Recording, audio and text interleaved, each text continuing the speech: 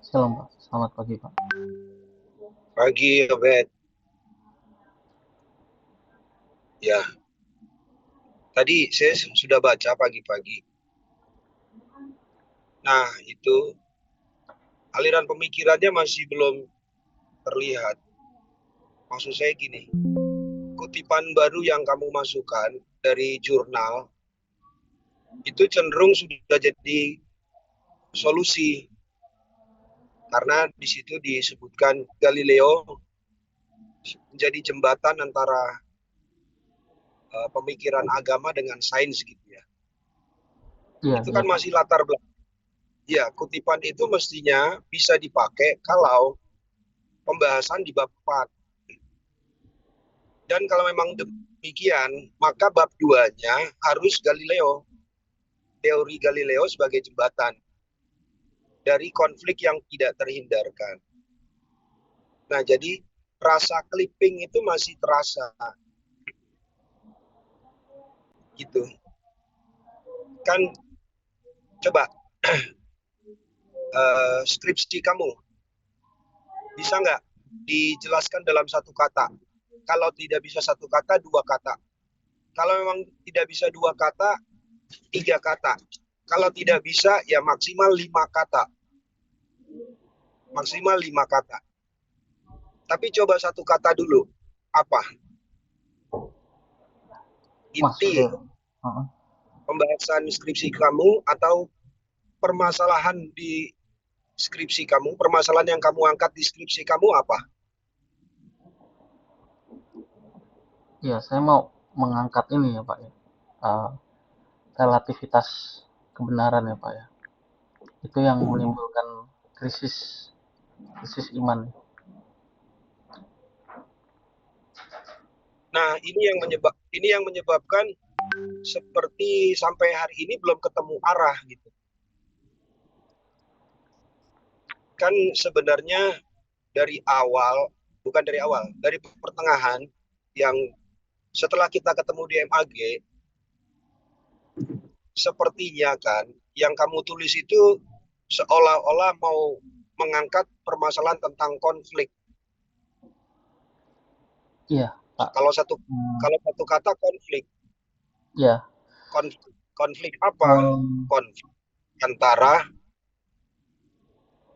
pemikiran agama dan pemikiran sains. Kira-kira begitu. iya Pak. Bukan relativisme kebenaran. Itu beda beda judul. Hmm, oke. Iya, Nah, jadi kamu mesti paham dulu masalahnya itu apa.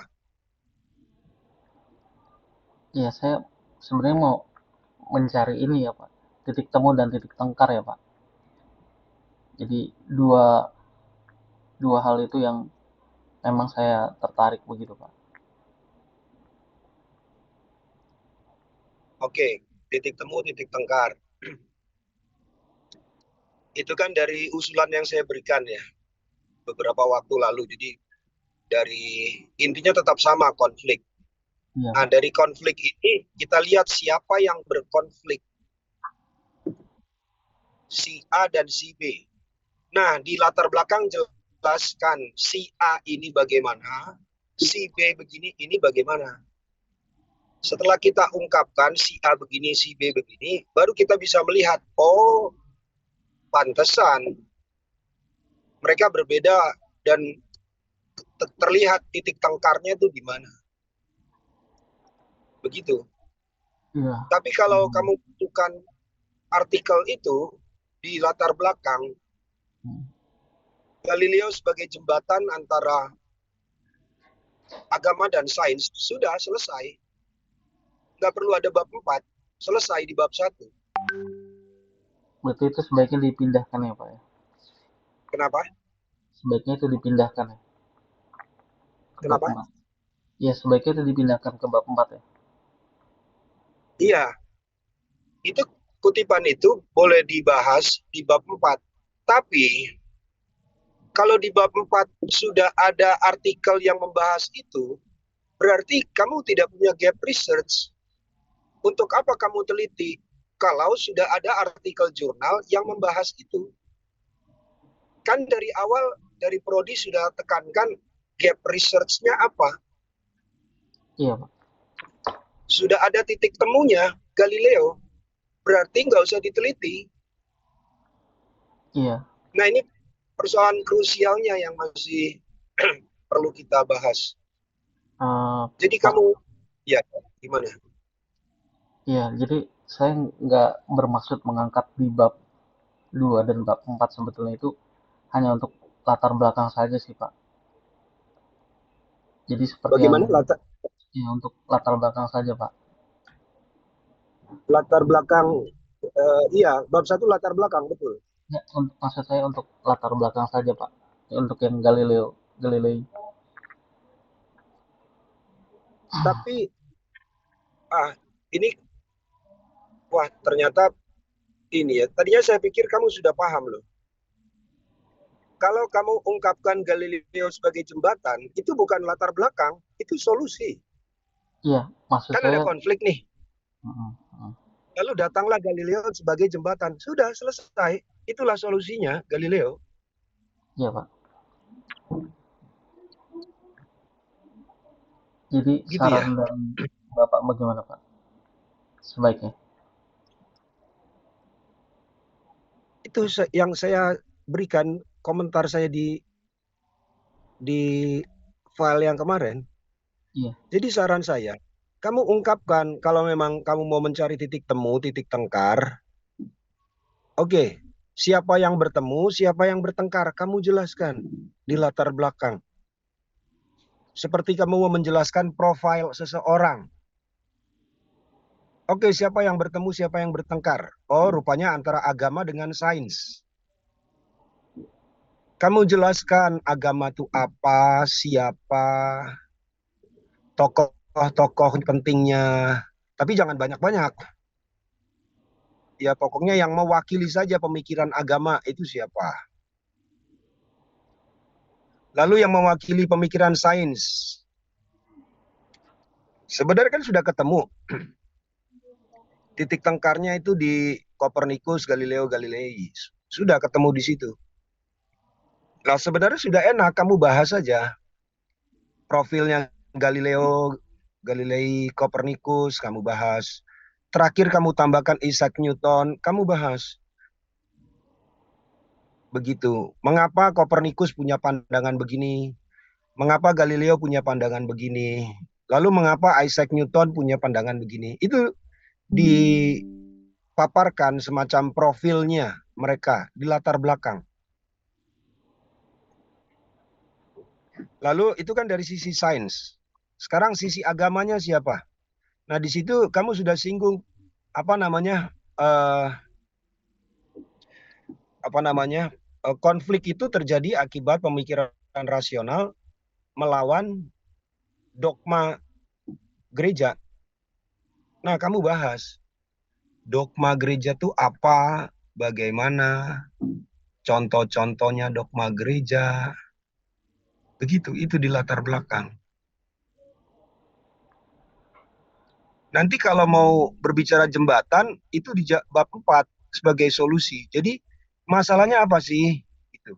Masalahnya apa sih? Oh, masalahnya konflik. Konflik apa? Konflik metodologis. Oh, maksudnya gimana konflik metodologis? Ini saran ya, saran saya. Maksudnya apa konflik metodologis? Oh, maksudnya bagaimana seseorang sampai kepada kebenaran. Itu kan metodologis ya. Berarti menyinggung juga epistemologis. Nah, kamu singgung di situ di bab di latar belakang. Jadi konfliknya terlihat. Jadi pembaca mengerti, oh ya, betul ini soal konflik. Oh ya, betul-betul. Ini kita sedang mencari titik temu dan titik tengkarnya. Begitu. Tapi satu hal yang krusial tadi itu loh. Itu kalau sudah ada artikel jurnal yang membahas Galileo sebagai jembatan, ya sudah selesai. Penelitian ini nggak perlu diangkat lagi. Karena sudah ada titik temunya. Galileo sebagai titik temu. Nah, tinggal sekarang kecakapan kamu sebagai peneliti. Misalnya kamu perhatikan, Galileo ngomongnya apa sih? Kenapa dia disebut sebagai jembatan? Terus kamu analisis lagi, kan analisis kritis. Terus kamu analisis, oh kayaknya masih belum menjembatani nih, masih ada kekurangannya. Nah, disitulah gap research kamu. Saya tuh berdasarkan di kelas ya, saya tuh yakin kamu bisa menganalisis. Tapi pas skripsi kamu itu tidak ada kemampuan analisis kamu yang terlihat. Yang ada kemampuan kamu mencari artikel jurnal yang berbicara tentang judul kamu. Itu yang terlihat, keterampilan kamu mencari artikel jurnal yang berhubungan dengan judul kamu. Setelah kamu ketemu, lalu kamu tempel-tempelkan. Jadi clipping, bukan skripsi. Kalau skripsi itu kemampuan analisis dari peneliti, begitu. Paham ya, Obed ya? Ini saran saya. Satu, kamu temukan dulu inti permasalahan skripsi kamu apa sih? Bukan relativisme loh. Ini bahaya nih. Ini kalau relativisme kita mulai dari awal lagi. Ini dua hal yang berbeda. Begitu ya. Relativisme boleh kamu singgung di latar belakang ketika kamu bahas tentang posmo itu loh. Yang Iya, sebelum-sebelumnya sudah kita bahas. iya Pak. Iya kan? Itu apa ya? Posmo itu, eh huh? ya itu lebih ke apa ya? Fenomena mungkin ya Pak ya. Iya, kan perkembangan ilmu pengetahuan. Jadi ini loh yang berkonflik. Agama kan mutlak-mutlakan. Mm. Jadi, Tetapi sains um, itu makin ke sini makin relatif, ya makin ya menolak kemutlakan. Makin ke sini itu makin menolak kemutlakan. Nah, ini kan bukan pendapat kamu, tapi hasil penelitian kamu kan dari teosentris berubah ke antroposentris. Apa yang terjadi ketika antroposentris? Oh, ternyata otak manusia diagung-agungkan. Dan itu di zaman modern. Lalu masuk posmo, ternyata tidak ada lagi kemutlakan. Nah, disinggung, di latar belakang boleh. Tapi bukan itu inti permasalahan kamu. Kamu tidak sedang membahas relativisme. Kamu sedang membahas konflik. ya tadi Satu maksud kata. saya ya itu lebih ke fenomena ya Pak. Ya, Iya kan fenomena. dari sejarahnya kan dari abad pertengahan modern sampai posmo ya. Itu kan pandangan Iya, tenaga pengarang kan jadi kacau ya Pak ya. Ada perubahan dari yang betul. mutlak ke sesuatu yang rasional, metodologinya Sebenarnya kuantitatif, kemudian hati, ke hati, sebentar. Hati-hati, bukan kacau. Konflik ini makin runcing. Kacau itu menurut siapa? Kalau menurut sains, ini nggak kacau. Ini sudah oke. Mereka sudah menemukan postulat-postulat ilmu pengetahuan, definisi-definisi, sudah makin ajak, makin buat mereka udah makin makin pasti, bukan kacau. Nah, bisa jadi kacau kalau itu dilihat dari kacamata agama, karena kan jadi relatif ya, bukannya mutlak tapi jadi relatif. Bisa itu jadi kacau. Tapi hati-hati kalau kita menggunakan satu kata, misalnya kacau. Kacau menurut siapa? Kalau menurut para pemikir posmo, justru realitas yang random, realitas yang kacau ini, mereka mau mencari penjelasan terhadap realitas yang random itu, terhadap hal yang chaos itu mereka mau mencari penjelasan, dan mereka sudah menemukan penjelasannya. Gitu ya, Obed ya. iya, oke Pak. Jadi ini kamu rekam nggak? Mestinya kamu rekam. Saya catat sih Direkam Pak. ya. Oh ya, oke. Jadi relativisme itu memperuncing konflik. Karena di satu sisi agama mencari kemutlakan, harus begini, harus begitu. Yang ini begini, yang itu begitu. Itu kan dogma, ya kan? Betul, Pak. Nah, agama maunya begitu. Tapi itu makin relatif. Coba aja perhatikan perkembangan ilmu pengetahuan. Menyebabkan laki dan perempuan makin tidak jelas. Kalau dulu kan mutlak, ya laki, ya laki.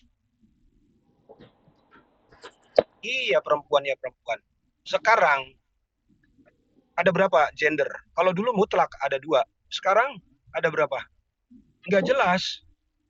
Ada yang bilang 16, ada yang 21. Wah, kacau. Karena dipandang dari sudut agama, dari perspektif agama, kacau.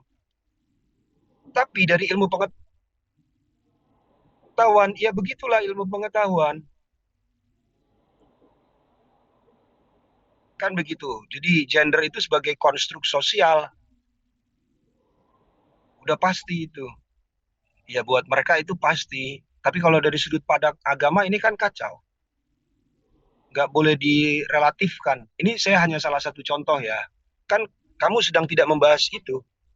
Bukan relativisme yang kamu bahas, tapi konflik itu. Nah, kamu angkat relativisme boleh. Itu sebagai contoh betapa meruncingnya konflik yang terjadi. Nah, itu.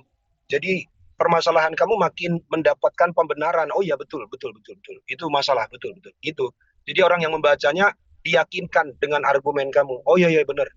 Relativisme ini memperuncing konflik. Gitu ya, Obed ya. Ya. Jangan cari artikel jurnal, jangan, stop. Gunakan kemampuan analisis kamu. Saya yakin kamu sanggup ya. Saya duga sih, saya duga nih ya. Kamu butuh waktu diam, berpikir, analisis kembali tulisan yang kamu tulis, kamu baca, kamu renungkan. Jadi stop, cari artikel jurnal, stop. Jangan cari artikel jurnal lagi untuk kamu tempelkan di tulisan kamu. Jadi sekarang usahakan gunakan kalimat kamu sendiri. Kamu punya potensi analisis. Kan saya udah bilang di kelas itu ya. Kan kita sudah berapa kali ketemu di beberapa mata kuliah. Nah, terakhir di eskatologi ini makin diskusinya kan makin ini ya, sedikit lebih hidup daripada kelas-kelas sebelumnya. Terutama waktu si sama Roy gitu. Nah, itu kan terlihat kemampuan analisis kamu. Nah, gunakan itu kemampuan analisis kamu. Jadi stop mencari artikel jurnal, udah stop. Udah cukup. Artikel jurnalnya sudah cukup. Yang perlu kamu baca sekarang, baca buku sumbernya. Jangan artikelnya, buku sumbernya.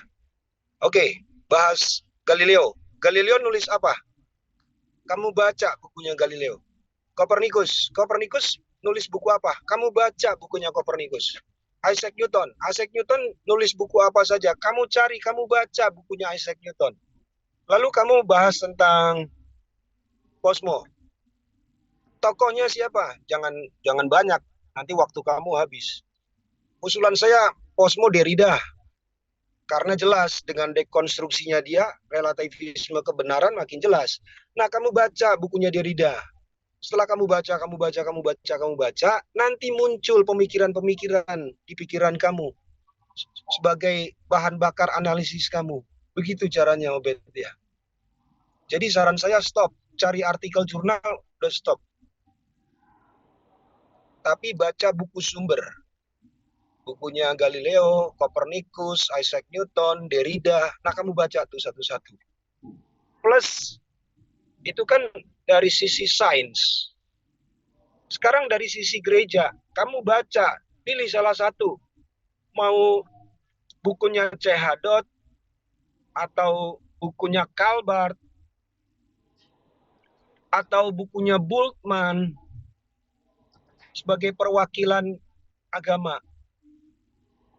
Oh, jadi metodologi agama tuh begini ya. Mereka mencari kebenaran dari ayat-ayat suci ya, gitu. Sementara sains mencari kebenaran dari eksperimen, begitu. Nah, itu aura itu sudah ada di latar belakang kamu, tapi kamu tidak kembangkan dengan analisis kamu. Yang kamu lakukan, kamu cari artikel jurnal yang mirip-mirip dengan apa yang kamu bahas. Ya, akhirnya jadi rasa clipping gitu, Obed. Paham ya, Obed? Ya. Iya, Pak. Ini semoga, oh bagusnya kamu rekam nih. Tapi catat ya, Oke, Pak. jangan lupa ya. Ini bagus bagus ini diskusi pagi ini. Paham ya, Bet ya? Pagi, Iya. Pak. Bentar ya. Oke, makasih. Oke, begitu ya, Bet ya. Iya, Pak. Jelas ya. Iya, Pak.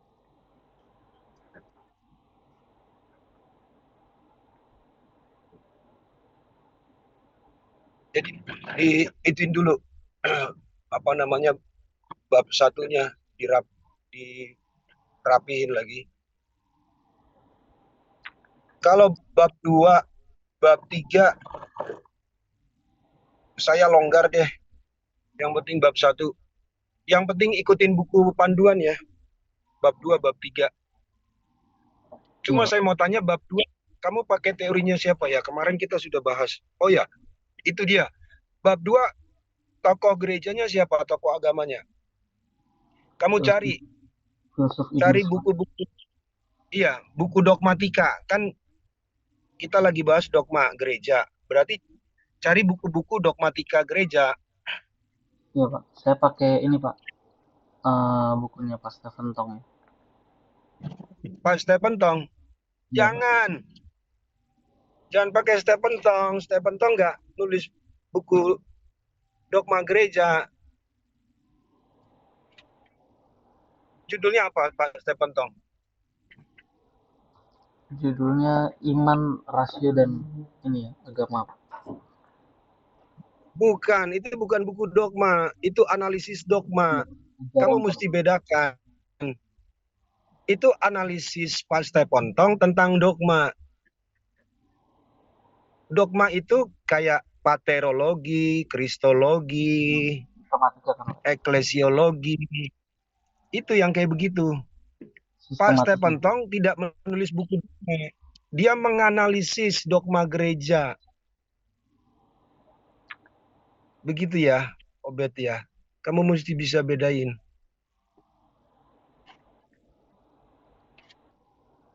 Paham ya, Obed ya?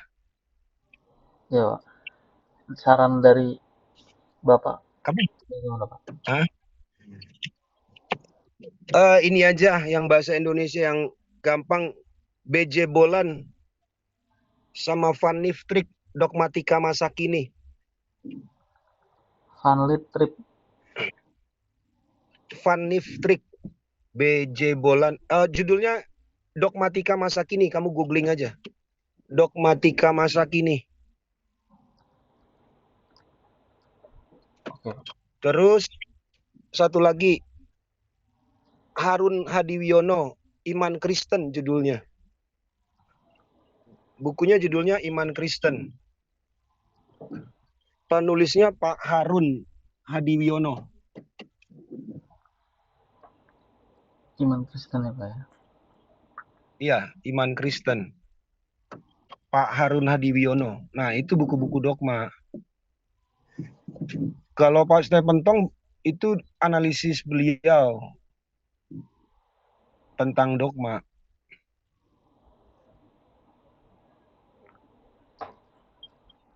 Oke, Pak. Eh, ini kan tinggal 7 hari lagi, Pak. Gimana, Pak, kira-kira, Pak? Iya, selesaikan bisa. Saran saya, kamu ambil, kalau masih ada jatah cuti, ambil deh 1 hari. Matengin. Tadinya saya berpikir kamu sudah paham loh. Sebenarnya kamu paham, cuman mungkin nggak ada yang mengarahkan kamu kali ya. Jadi yang kamu lakukan itu clipping. Clipping tentang judul kamu itu. Kamu belum gunakan kemampuan kamu, kemampuan analisis. Coba kamu analisis, contoh sekarang ya. Konflik yang tidak terhindarkan. Coba. Itu ya. Nah, kalau kamu mau menulis makalah tentang konflik yang tidak terhindarkan, lupakan mencari artikel jurnal. Lupakan buku-buku. Tapi pakai pemikiran kita sendiri. Coba kamu jawab. Kalau mau nulis makalah tentang konflik yang tidak terhindarkan, kamu mau menulis apa coba? A apa, B apa, C apa, D apa? Coba. Ini kita praktek dulu ya. Ini kameranya saya madapin atas karena saya lagi mau siap-siap masuk kelas dulu ya, Obed. Tapi kita ngobrol terus nggak apa-apa. Coba. Judulnya konflik yang tidak terhindarkan. Makalah ya, makalah konflik yang tidak terhindarkan. Nah, makalah ini dibagi 4 bagian. A, B, C, D. A-nya apa coba?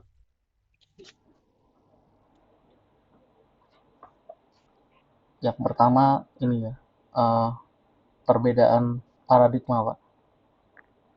Paradigma dan definisi operasional. Oke deh, langsung aja ya, kamu catat ya. A-nya itu pendahuluan. D-nya itu kesimpulan. B dengan C-nya itu isi. Nah, di pendahuluan kita bahas apa? Di pendahuluan kita bahas konflik yang tidak terhindarkan. Kita bahas natur dari konflik itu. Ini konflik apa sih? Oh, konflik cara berpikir. Oke, jelaskan. Cara berpikir itu maksudnya gimana? Tadi itu, metodologis, epistemologis, apa itu metodologis, apa itu epistemologis, itu nanti dibahas di B. Tapi di A-nya, di pendahuluan, diceritakan ini konflik naturnya. Natur dari konflik itu apa sih? Oh, cara berpikir. Oke. Lalu cara berpikir siapa nih yang berkonflik? Oh, cara berpikirnya si agama sama si sains. Itu di A, pendahuluan. Nah, kamu jelaskan si A dan si agama dan si sains kamu jelaskan di bagian C.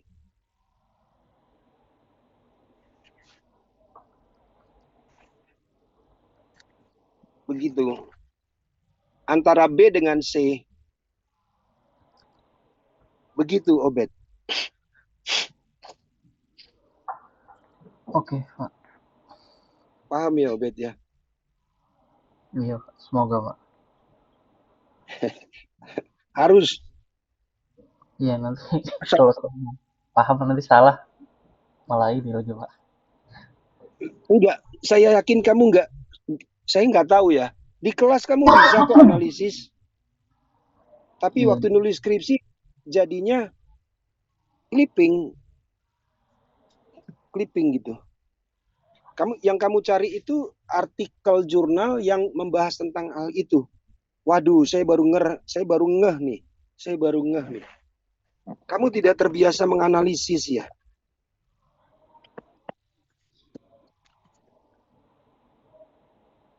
Saya baru ngeh nih.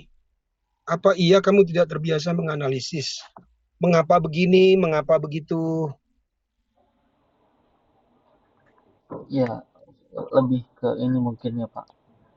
Karena di awal waktu di proposal itu kan saya banyak yang tidak ada kutipannya begitu kayak citasinya. Jadi saya berpikir kalau saya memasukkan unsur pikiran saya ke situ, jadinya nanti malah bukan tulisan ilmiah begitu Pak. Hmm, wah ini berat nih. Tulisan ilmiah, jadi tulisan ilmiah itu kita berangkat dari pandangan siapa? Agama, oke. Itu kan bukan pandangan kamu. Makanya kita kutip misalnya si BJ Bolan atau Harin Hadiwiono. Kita lihat bagaimana mereka merumuskan kebenaran. Mereka merumuskan kebenaran berdasarkan ayat-ayat suci. Itu bukan pandangan kamu. Nah, itu pandangan mereka. Pandangannya Harun Hadiwiono, pandangannya BJ Bolan. Nah, pandangan mereka itu kamu analisis. Itulah pemikiran alamiah.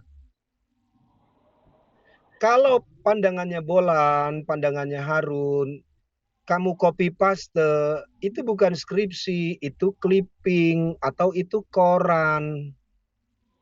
Kamu kasih tahu kepada pemirsa, pemirsa ini pandangannya Harun, pandangannya Bolan tuh begini ya. Tanpa kamu melibatkan analisis kamu. Jadi harus dibedakan mana clipping, mana koran, mana skripsi. Kenapa harus ada skripsi? Karena mahasiswa harus menunjukkan kemampuan analisisnya. Menganalisis siapa? Menganalisis pemikir-pemikir terdahulu. Pikiran-pikiran ilmiah terdahulu itu kamu analisis. Nah, itulah skripsi. Begitu ya. Ya, Obe, bisa paham? iya Pak. Kok kamu kelihatannya kayak kebingungan berat gitu loh. Bukan Pak, waktunya ini Pak. Bisa, bisa. Yang 2 dan 3, kamu template aja. 2 dan 3 itu kamu kamu tem copy paste aja pandangannya ini begini, pandangannya itu begitu. Yang 2 dan 3, bab 2 dan 3. Coba, coba dulu. 1 hari, 2 hari ini.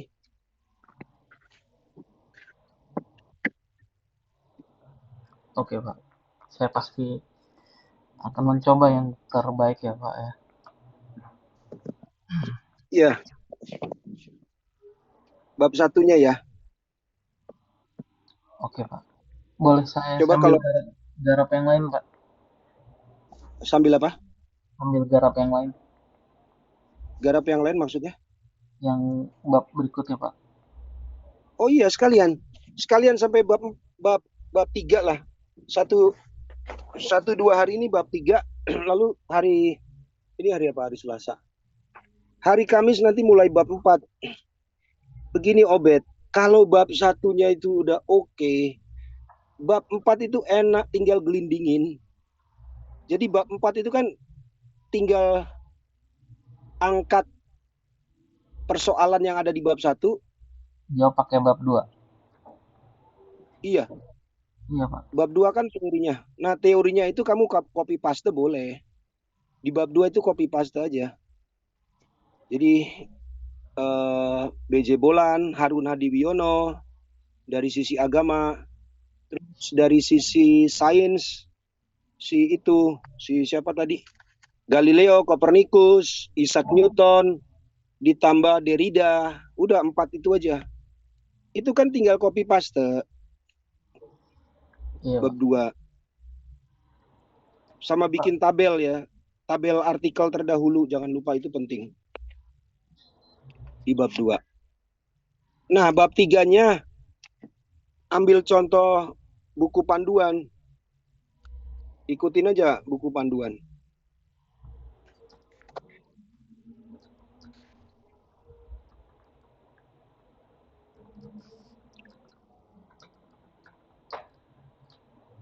Oke, Pak.